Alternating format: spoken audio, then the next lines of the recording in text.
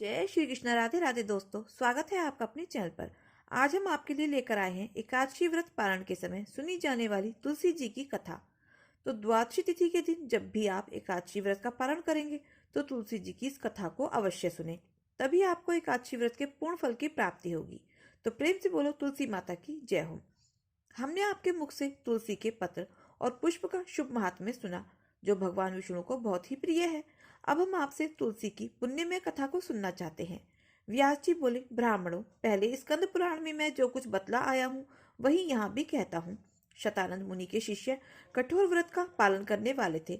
उन सब ने एक दिन अपने गुरु को प्रणाम करके परम पुण्य और हित की बात पूछी। शिष्यों ने कहा, नाथ, ब्रह्म देवताओं में श्रेष्ठ, आपने पूर्व काल में ब्रह्मा जी के मुख से तुलसी जी के जिस कथा का श्रवण किया था उसको अब हम सब सुनना चाहते हैं। शतानंद जी बोले, शिष्यगण, तुलसी जी का नाम उच्चारण करने पर ही असुरों का दर्प दलन करने वाले भगवान श्री विष्णु प्रसन्न हो जाते हैं। मनुष्य के पाप नष्ट हो जाते हैं, उन्हें अक्षय पुण्य की प्राप्ति होती है, जिसके दर्शन मात्र से करोड़ों गोदान का फल प्राप्त होता है। उस तुलसी का पूजन और वंदन लोग क्यों न करें। कलयुग के संसार में वे मनुष्य धन्य हैं जिनके घर में शालिग्राम शिला का पूजन संपन्न करने के लिए प्रतिदिन तुलसी जी का वृक्ष भूतल पर लहलहाता रहता है। जो कलयुग में भगवान श्री केशव की पूजा के लिए पृथ्वी पर तुलसी का वृक्ष लगाते हैं, उन पर यदि यमराज अपने किंकरों सहित रुष्ट भी हो जाए तो वह भी उनका क्या कर सकते हैं। तुलसी, तुम अमृत से उत्पन्न हुई हो और केशव को सदा ही प्रिय हो। कल्याणी, मैं भगवान की पूजा के लिए तुम्हारे पत्तों को चुनता हूँ। तुम मेरे लिए वरदायिनी बनो। तुम्हारे श्री अंगों से उत्पन्न होने वाले पत्रों और मंजरियों द्वारा मैं सदा ही जिस प्रकार श्री हरि का पूजन कर सकूं, ऐसा उपाय करो। पवित्र अग्नि तुलसी, तुम कलिमल का नाश करने वाली हो। जिस भाव के मंत्रों से जो तुलसी दलों को चुनकर उनसे भगवान वासुदेव की पूजा करता है, उसकी पूजा का करोड़ों गुना फल प्राप्त होता है। देवेश्वरी, बड़े बड़े देवता भी तुम्हारे प्रभाव का गायन करते हैं। मुनि, सिद्ध, गंधर्व, पाताल निवासी, साक्षात नागराज, शेष, संपूर्ण देवता भी तुम्हारे प्रभाव को नहीं जानते। केवल भगवान विष्णु ही तुम्हारी महिमा को पूर्ण रूप से जानते हैं। जिस समय क्षीर समुद्र मंथन का उद्योग प्रारंभ हुआ था, उस समय श्री विष्णु का आनंद अंश से तुम्हारा प्रादुर्भाव हुआ था। पूर्व काल में श्री हरि ने तुम्हें अपने मस्तक पर धारण किया था। देवी, उस समय श्री विष्णु के शीर का संपर्क पाकर तुम पवित्र हो गई। तुलसी, मैं तुम्हें प्रणाम करती हूँ। तुम्हारे श्री अंग से उत्पन्न पत्रों द्वारा जिस प्रकार श्री हरि का पूजन कर सकूं, ऐसी कृपा करो जिससे मैं निर्विघ्नता पूर्वक परम गति को प्राप्त हो सकूं। साक्षात श्री कृष्ण ने तुम्हें गोमती तट पर लगाया और बढ़ाया था। वृंदावन में भी विचरते समय उन्होंने संपूर्ण जगत और गोपियों के हित के लिए तुलसी का सेवन किया। जगत प्रिया तुलसी, पूर्व काल में वशिष्ठ जी के कथन अनुसार श्री रामचंद्र जी ने राक्षसों का वध करने के लिए उद्देश्य से सरयू के तट पर तुम्हें लगाया। तुलसी देवी, मैं तुम्हें प्रणाम करती हूँ। श्री रामचंद्र जी से वियोग हो जाने पर अशोक वाटिका में रहते हुए जनक किशोरी सीता ने तुम्हारा ही ध्यान किया था, जिससे उन्हें पुनः अपने प्रियतम का समागम प्राप्त हुआ। पूर्व काल में हिमालय पर्वत पर भगवान शंकर की प्राप्ति के लिए पार्वती देवी ने तुम्हें लगाया और अपनी अभिष्ट सिद्धि के लिए तुम्हारा सेवन किया। तुलसी देवी, मैं तुम्हें नमन करती हूँ। संपूर्ण देवांगनाओं और किन्नरों ने भी दुस्वप्न का नाश करने के लिए नंदन वन में तुम्हारा सेवन किया था। देवी, तुम्हें मेरा नमस्कार है। धर्म अरण्य में साक्षात पितरों ने तुलसी का सेवन किया। दंडक अरण्य में भगवान श्री रामचंद्र जी ने अपने ही साधन की इच्छा से परम पवित्र तुलसी का वृक्ष लगाया। लक्ष्मण और सीता ने भी बड़ी भक्ति के साथ उन्हें पूजा। जिस प्रकार शास्त्रों में श्री गंगा जी को त्रिभुवन व्यापिनी कहा गया है, उसी प्रकार तुलसी देवी भी संपूर्ण चराचर जगत में दृष्टिगोचर होती हैं। तुलसी का ग्रहण करके मनुष्य पापों से मुक्त हो जाता है। और तो और मुनीश्वरों, तुलसी के सेवन से भ्रम हत्या भी दूर हो जाती है। तुलसी के पत्ते से टपकता हुआ जल जो अपने सिर पर धारण करता है, उसे गंगा स्नान और 10 गोदान का फल प्राप्त होता है। देवी, मुझ पर प्रसन्न हो। देवेश्वरी हरिप्रिया, मुझ पर प्रसन्न हो। क्षीर सागर के मंथन से प्रकट हुई तुलसी देवी, मैं तुम्हें प्रणाम करती हूँ। द्वादशी की रात्रि में जागरण करके जो इस तुलसी माता की कथा को सुनता है, भगवान श्री विष्णु उसके 32 अपराध क्षमा कर देते हैं। बाल्यावस्था, कौमार अवस्था, जवानी और बुढ़ापे में जो पाप किए जाते हैं, वे सब तुलसी तत्व के पाठ से नष्ट हो जाते हैं।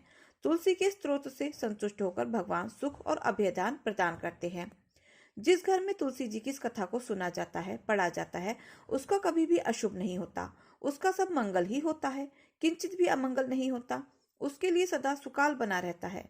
वह घर अपार धन धान्य से भरपूर रहता है।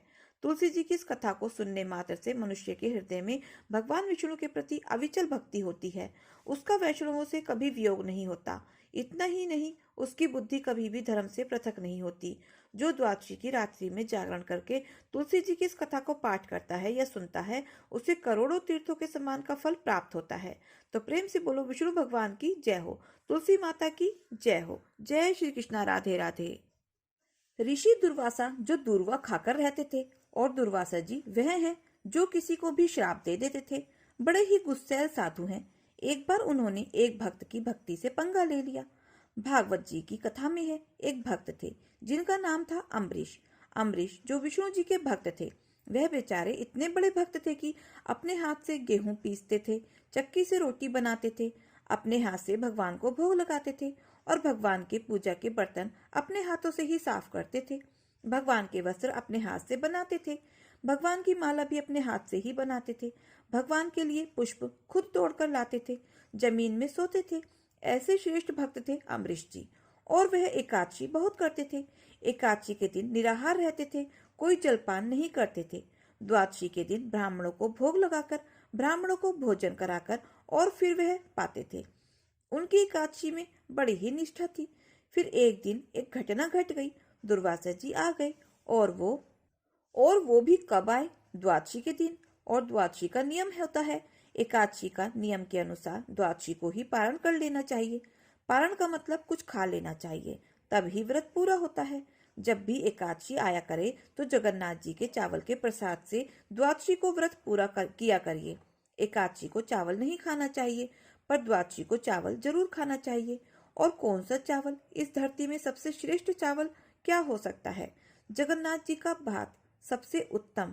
जगन्नाथ जी के भात को जगत पसारे हाथ। भगवान जगन्नाथ जी का प्रसाद सबके घर में होना चाहिए। जगन्नाथ जी से ढेर सारा प्रसाद ले आए और चावल को धूप में फिर से सुखा लेते हैं। दुर्वासा जी द्वादशी के दिन आए। उस समय अम्बरीश ब्राह्मणों को भोजन करा रहे थे और त्रयोदशी लगने वाली थी, मतलब तिथि बदलने वाली थी। अब तिथि बदलने से पहले आपको पारण करना पड़ता है।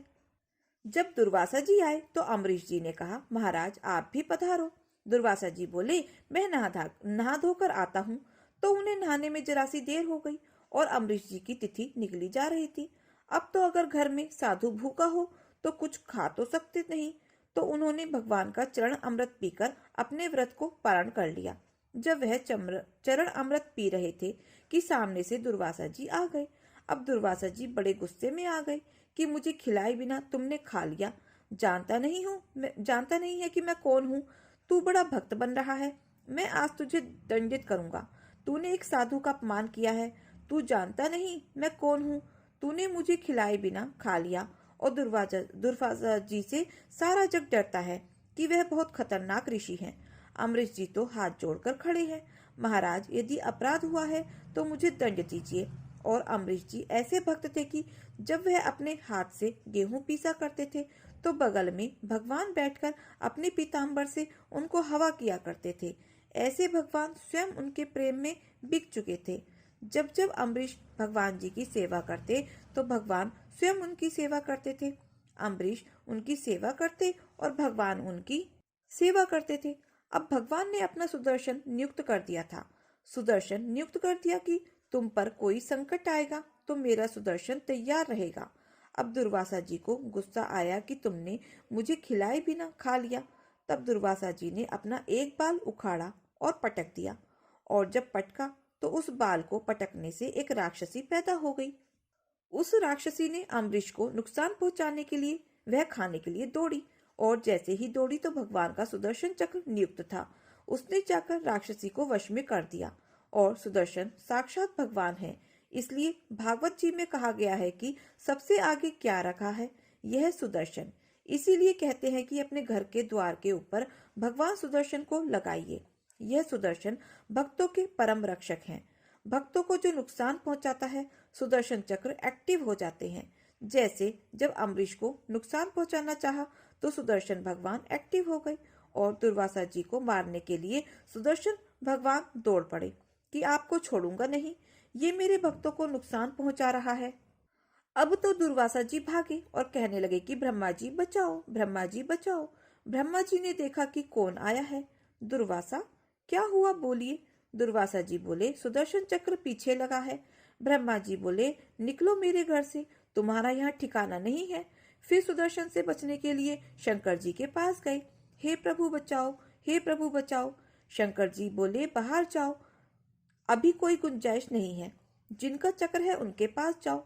अब वह गए भगवान नारायण के पास। प्रभु, हे प्रभु, क्षमा क्षमा। तब भगवान बोले, क्या हुआ महाराज।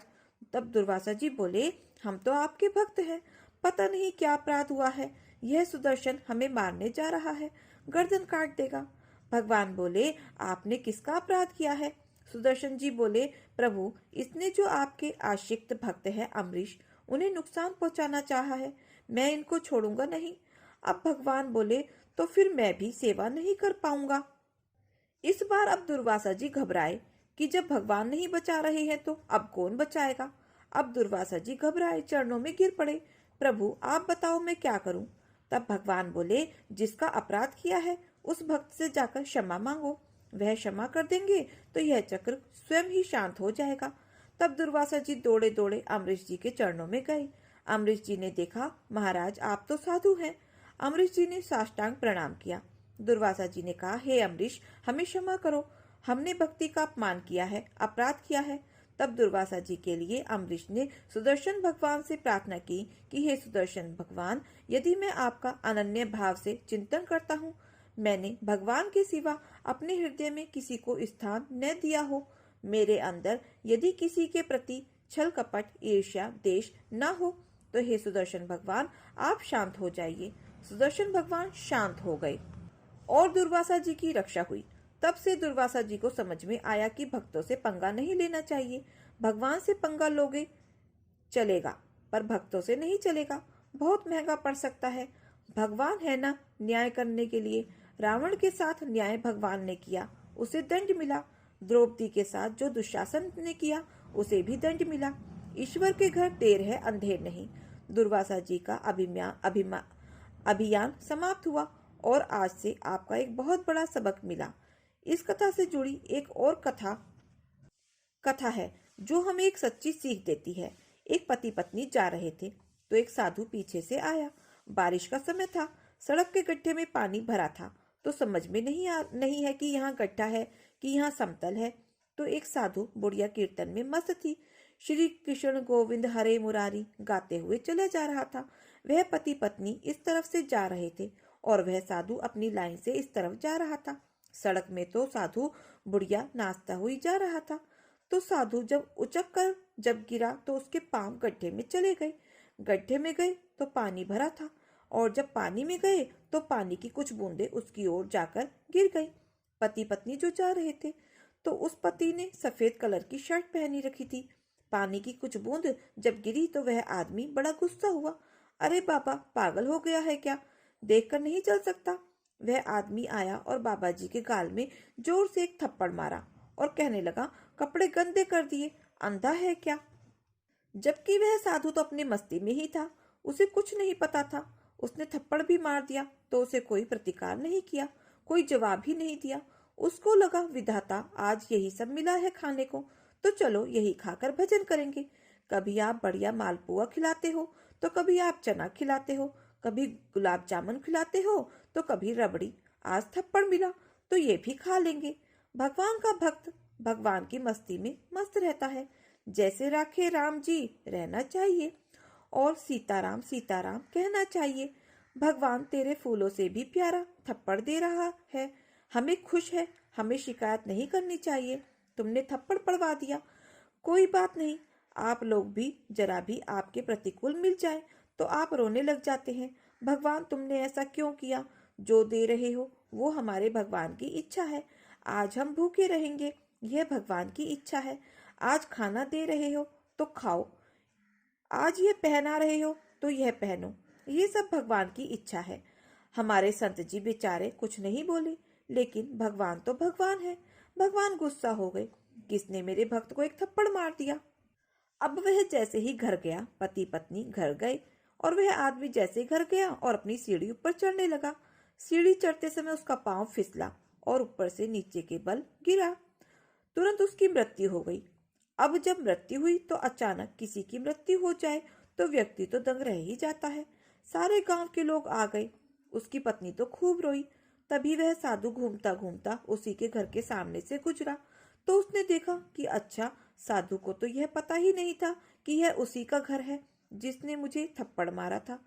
तो साधु ने देखा कि आज यहाँ तो बहुत भीड़ लगी हुई है। साधु को लगा क्या कोई भंडारा है। उसने कहा क्या कुछ खाने को मिलेगा। लोगों ने कहा कोई मर गया है, चलो यहाँ से। बाबा जी तुरंत दूर जाकर बैठ गए।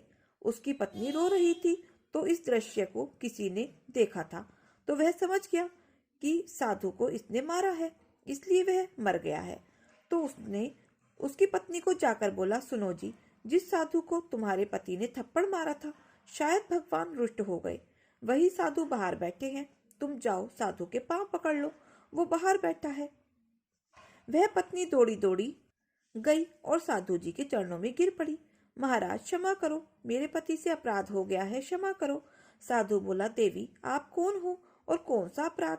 आपको थप्पड़ मारा था ना अभी थोड़ी देर पहले गाल में, यह वही है मेरे पति जिनकी मृत्यु हो गई है। संत ने कहा, इसमें मेरा कोई रोल नहीं है। तेरे पति ने मुझे मारा तो मेरे प्रभु ने भी इसे मार दिया, हिसाब बराबर। भगवान मैं कुछ नहीं कर सकता, मैं थोड़ी भगवान हूँ, मैं तो भगवान का दास हूँ। यह ईश्वर का विधान है।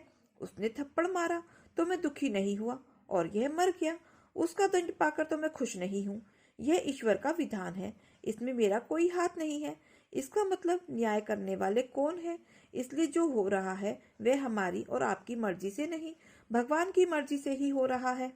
तो प्रेम से बोलो विष्णु भगवान की जय हो। एक भक्त था जो प्रतिदिन बिहारी जी के मंदिर जाता और भक्ति में लीन हो जाता, लेकिन जब भी वह ठाकुर जी के दर्शन करने का प्रयास करता तो उसे सिर्फ एक दिव्य ज्योति ही दिखाई देती। बाकी सभी भक्त ठाकुर जी के मुकुट, वस्त्र और अलौकिक सौंदर्य का वर्णन करते, पर वह बेचैन रहता कि आखिर उसे बिहारी जी के दर्शन क्यों नहीं होते। दिन प्रतिदिन उसकी व्याकुलता बढ़ती गई। एक दिन वह ठाकुर जी से रोते हुए बोला, हे प्रभु, यदि आप मुझे दर्शन नहीं देंगे तो मैं यमुना जी में कूद जाऊंगा। मेरी भक्ति का क्या लाभ यदि मुझे अपने प्रभु के दर्शन ही नहीं होते हैं। यह संकल्प लेकर वह यमुना जी की ओर चल पड़ा।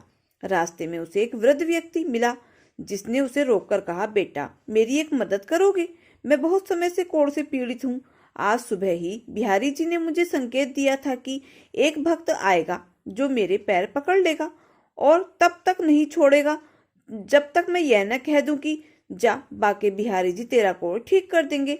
भक्त को यह सुनकर आश्चर्य हुआ, लेकिन उसने सोचा कि अगर बिहारी जी ने ही यह संकेत दिया है तो ऐसा ही करना चाहिए। उसने तुरंत उस वृद्ध के पैर पकड़ लिए और कहा, आप यह वचन दीजिए कि आप कहेंगे जा, बाके बिहारी जी तेरा कोढ़ ठीक कर देंगे। वृद्ध व्यक्ति पहले तो हिचकिचाया, लेकिन जब भक्त ने पैर नहीं छोड़े तो आखिरकार उसने वही शब्द कह दिए, जा, बाके बिहारी जी तेरा कोढ़ ठीक कर देंगे। जैसे ही उसने यह कहा उसके शरीर से कोढ़ समाप्त हो गया और वह पूर्ण रूप से स्वस्थ हो गया। यह चमत्कार देखकर भक्त आश्चर्यचकित रह गया। उसी क्षण एक दिव्य प्रकाश प्रकट हुआ और श्री बिहारी जी साक्षात प्रकट हो गए। भक्त की आंखों में आंसू आ गए। वह रोते हुए बोला, हे प्रभु, आज तक आपने मुझे दर्शन क्यों नहीं दिए? मैं तो रोज आपके दर्शन की ही प्रार्थना करता था। तो बिहारी जी ने कहा, वत्स, तुमने आज तक मुझसे कुछ मांगा ही नहीं था तो मैं तुम्हें दर्शन कैसे देता? जब भी तुम मंदिर जाते तुम सिर्फ मेरी ज्योति देखते, लेकिन कभी भी कोई इच्छा व्यक्त ही नहीं की। आज पहली बार तुमने उस वृद्ध के लिए कुछ मांगा। जा, बाके बिहारी तेरा कोढ़ ठीक कर देंगे। यही तो भक्ति का रहस्य है। जब भक्त निस्वार्थ होकर किसी के लिए कुछ मांगता है तब मैं उसे अपने साक्षात दर्शन देता हूँ। भक्त को अब समझ में आ गया। उसे एहसास हुआ कि भगवान केवल भक्ति से नहीं बल्कि निष्काम प्रेम और सेवा से प्रसन्न होते हैं। उसके हृदय में अपार आनंद भर गया और उसने प्रण किया कि वह अब केवल अपने लिए नहीं बल्कि संसार के कल्याण के लिए प्रार्थना करेगा। जो निस्वार्थ भाव से किसी के लिए कुछ मांगता है उसे भगवान स्वयं दर्शन देते हैं। वृंदावन, जहाँ की हर गली हर कण कण श्री कृष्ण की भक्ति में रमा हुआ है। कहते हैं कि इस भूमि पर जिसने सच्चे मन से ठाकुर जी को पुकारा है उसे भगवान ने स्वयं दर्शन दिए हैं। ऐसी ही एक सच्ची कथा है भक्त गंगाराम जी की, जिन्होंने अपनी अटूट श्रद्धा और प्रेम से स्वयं राधा रमण जी को प्रकट होने के लिए विवश कर दिया था। गंगाराम जी बचपन से ही श्री कृष्ण के अनन्य भक्त थे। उनका जन्म एक साधारण ब्राह्मण परिवार में हुआ था, लेकिन उन्हें सांसारिक सुख सुविधाओं में कोई रुचि नहीं थी। जब वे युवा हुए तो माता पिता का स्वर्गवास हो गया और वे अकेले रह गए। उन्होंने अपनी पूरी जिंदगी ठाकुर जी की भक्ति में समर्पित करने का निश्चय किया और वृंदावन आकर बस गए। वे दिन भर राधा रमण मंदिर में सेवा करते, भजन गाते और साधुओं के साथ सत्संग में शामिल होते। उनके पास कोई संपत्ति नहीं थी, कोई स्थायी आश्रय भी नहीं था। वे केवल ठाकुर जी की ही कृपा पर निर्भर रहते थे। कई बार उन्हें भूखा भी रहना पड़ता, लेकिन उन्होंने कभी भी किसी से कुछ मांगा नहीं। उनका दृढ़ विश्वास था, जो कृष्ण का हो जाता है उसकी देखभाल स्वयं कृष्ण करते हैं। एक दिन वृंदावन में वर्षा हो रही थी। गंगाराम जी पिछले 2 दिनों से भूखे थे, लेकिन फिर भी उन्होंने ठाकुर जी की सेवा नहीं छोड़ी। तीसरे दिन जब उनका शरीर कमजोरी से कांपने लगा तो उन्होंने राधा रमण जी के समक्ष हाथ जोड़कर कहा, हे राधा रमण, मैंने अपना सब कुछ आपको अर्पित कर दिया है। क्या अब भी मुझे इस प्रकार भूखा रहना पड़ेगा? क्या आप अपने भक्तों की चिंता नहीं करते? यह कहकर वे मंदिर से बाहर निकले और एक पीपल के वृक्ष के नीचे बैठ गए। तेज बारिश हो रही थी, लेकिन वे कृष्ण नाम के जाप में ही मगन थे। उनके हृदय में केवल एक ही विचार था, क्या सचमुच भगवान अपने भक्त की चिंता करते हैं? कुछ ही देर में एक दिव्य स्वर ने उन्हें पुकारा, बाबा बाबा उठिए, प्रसाद ग्रहण कीजिए। गंगाराम जी ने आंखें खोली और देखा कि एक सुंदर बालक उनके सामने खड़ा था। उसकी आंखें कमल जैसी सुंदर थीं और उसके चेहरे पर अद्भुत तेज था। वह एक पत्तल में गरम गरम खिचड़ी और मिश्री रखे हुए था। बालक ने प्रेम से कहा, बाबा, यह भोजन ठाकुर जी ने आपके लिए भेजा है। गंगाराम जी ने विस्मय से पूछा, बेटा, तुम कौन हो? यह भोजन कहाँ से लाए हो? बालक मुस्कुराया और बोला, बाबा, आप बस खाइए, यह प्रसाद विशेष रूप से आपके लिए भेजा गया है। गंगाराम जी भाव विह्वल हो गए। उन्होंने भोजन ग्रहण किया। पहली ही गिरास में उन्हें अद्भुत आनंद का अनुभव हुआ। ऐसा स्वाद उन्होंने अपने पूरे जीवन में कभी अनुभव नहीं किया था। जब उन्होंने बालक की ओर फिर से देखा तो वह वहां पर नहीं था। गंगाराम जी स्तब्ध रह गए। तभी उनके हृदय में दिव्य अनुभूति हुई। यह कोई साधारण बालक नहीं था, बल्कि स्वयं राधा रमण जी थे, जो उनकी परीक्षा लेने आए थे और उनकी भक्ति से प्रसन्न होकर उन्हें भोजन कराया था। गंगाराम जी की आंखों से आंसू बह निकले। उन्होंने दौड़कर मंदिर में जाकर राधा रमण जी के चरणों में गिरकर रोते हुए कहा, हे ठाकुर जी, आपने मुझे दर्शन दिए और अपनी कृपा का अनुभव कराया। मैं आपका कितना एहसान मानूं। तभी मंदिर के पुजारी वहां आए और बोले, गंगाराम जी, आज राधा रमण जी की रसोई में रखा हुआ खिचड़ी का भोग अचानक कम हो गया था, जैसे किसी ने स्वयं ले लिया हो।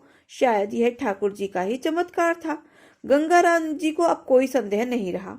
उन्होंने ठान लिया कि वे आजीवन ठाकुर जी की सेवा और भजन संकीर्तन में ही लीन रहेंगे। सच्ची भक्ति में अद्भुत शक्ति होती है। यदि प्रेम और श्रद्धा अटूट हो तो भगवान स्वयं अपने भक्तों की चिंता करते हैं। इसीलिए कहा गया है, जो भक्त एकमात्र मुझ पर निर्भर रहते हैं, मैं स्वयं उनके योग प्राप्त करने और क्षेम संरक्षण की व्यवस्था करता हूँ। गंगाराम जी की यह कथा हमें सिखाती है कि यदि हम सच्चे हृदय से भगवान का स्मरण करें तो वे हमारी हर आवश्यकता को पूरा करते हैं। वृंदावन की पावन भूमि में आज भी भक्तों को ठाकुर जी की दिव्य कृपा का अनुभव होता है। तो जय श्री कृष्णा, जय श्री राधे राधे, जय श्री राधा रमण जी की जय हो। दोस्तों, ये कथा कहानी आपको कैसी लगी कमेंट बॉक्स में जरूर बताएं, और अगर अच्छी लगी हो तो प्लीज़ वीडियो को लाइक, शेयर और सब्सक्राइब अवश्य करें। अपना प्यार और सहयोग दें। मिलते हैं फिर ऐसे ही नई कथा कहानियों के साथ। धन्यवाद। जय हो बाके बिहारी लाल की जय।